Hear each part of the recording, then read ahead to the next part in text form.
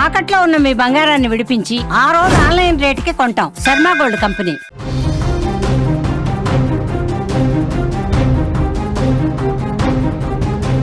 ఇవాళ అర్ధరాత్రి నుంచి కొత్త జీఎస్టీ రేట్లు అమలు కాబోతున్నాయి. 4 స్లాబుల స్థానంలో ఇక నుంచి 2 మాత్రమే రాబోతున్నాయి.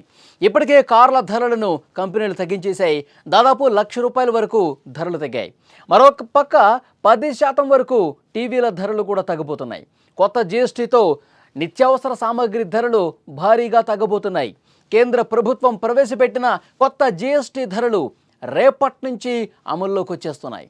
ఇక మీదట 5-18% పన్ను స్లాబులు మాత్రమే ఉండబోతున్నాయి. చాలా రకాల వస్తువుల ధరలు ఒక్కసారిగా దిగొస్తాయి. ఈ మార్పులు ఇవాళ అర్ధరాత్రి నుంచే అమల్లోకి రాబోతున్నాయి. ముఖ్యంగా ఈ ప్రభావం పేద మధ్యతరగతి ప్రజలపై అధికంగా ఉంటుంది. సబ్బులు, షాంపూలు, నిత్యావసర వస్తువుల ధరలు తగ్గడం ద్వారా వారి మీద భారం తగ్గబోతోంది. ఇక ప్రధానంగా ప్యాకింగ్ చేసిన వస్తువులు కొనుగోలు చేస్తున్నప్పుడు వినియోగదారులు జాగ్రత్త వహించాల్సి ఉంటుంది. వినియోగదారుల వ్యవహారాల శాఖ గతంలో ఇచ్చిన మార్గదర్శకాలు సవరించడంతో స్థానిక దుకాణాల్లో కొంత గందరగోళం తలెత్తే అవకాశం ఉందని విశ్లేషకులు చెబుతున్నారు. సెప్టెంబర్ 22కు ముందు తయారై ప్యాకింగ్ చేసిన వస్తువులపై కొత్త ఎంఆర్పీతో స్టిక్కర్లు అతికించేందుకు అనుమతించింది. అయితే పాత ఎంఆర్పీ కనిపించేలా ఉండాలని స్పష్టం చేసింది. అంటే పాత కొత్త ఎంఆర్పీ ధరలు వస్తువుపై కనిపిస్తాయన్నమాట. దీంతో అయోమయానికి గురి కాకుండా కొత్త ధర ఏది, ఎంత మేర తగ్గింది అన్న విషయాన్ని కూడా గుర్తించాల్సినటువంటి అవసరం ఉంది. లేకుంటే కొందరు దుకాణదారులు పాత ధరలకే విక్రయించి అదనంగా వసూలు చేసే ప్రమాదం ఉంది. దీన్ని వినియోగదారులు తప్పకుండా మీరు దుకాణానికి వెళ్ళినప్పుడు, మీరు వస్తువులు కొనుగోలు చేసినప్పుడు 2 రకాల ఎంఆర్పీలు ఉన్నాయో లేదో తెలుసుకోండి.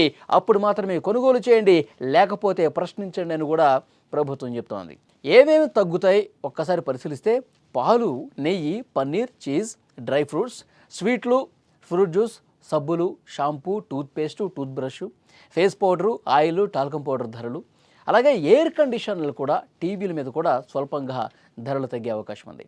ఇక ఇప్పటికే పలు కార్ల కంపెనీలు కార్ల ధరలను తగ్గించాయి.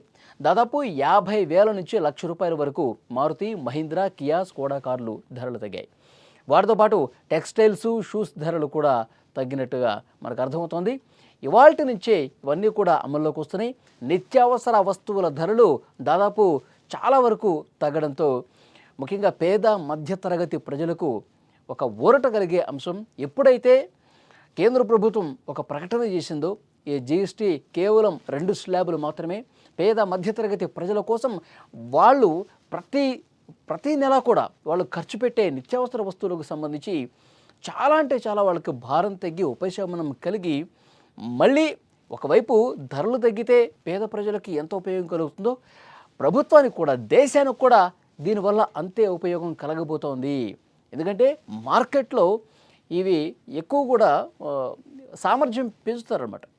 పేద మధ్యతరగతి ప్రజల సామర్థ్యం, కొనుగోలు సామర్థ్యం పెరిగితే అది దేశానికి ఉపయోగకరం అని చాలా స్పష్టంగా చెప్తున్నటువంటి సిచ్యువేషన్ ఉంది.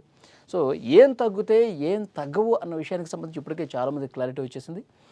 మన వంటింట్లో ఉండే అన్ని సామాగ్రిలు దాదాపు చాలా వరకు తగ్గే అవకాశం ఉంది. ఒక పేదవాడి బడ్జెట్ చూసుకుంటే 2,000 నుంచి ₹5,000 వరకు ఈ బడ్జెట్ తగ్గుముఖం పట్టే అవకాశం ఉన్నట్టుగా స్పష్టంగా సమాచారం వస్తుంది.